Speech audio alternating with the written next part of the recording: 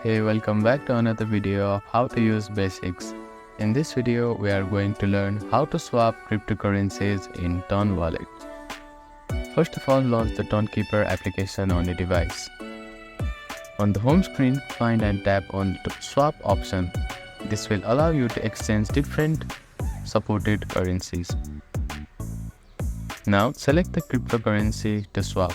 In the Send field, choose the cryptocurrency you currently hold, that is Ton.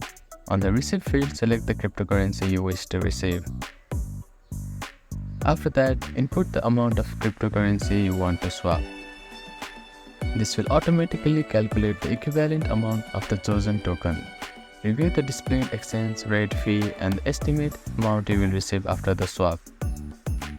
After verifying the details, tap Swap button. You may need to confirm the transaction by using your wallet passcode or biometric authentication.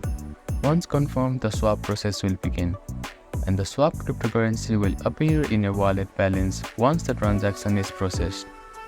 Keep in mind that network condition and fee may affect the final amount you receive. So that is how you can swap cryptocurrency in Ton wallet. Thank you for watching this video. Please do not forget to like, share and subscribe to our channel and comment down if you have any queries.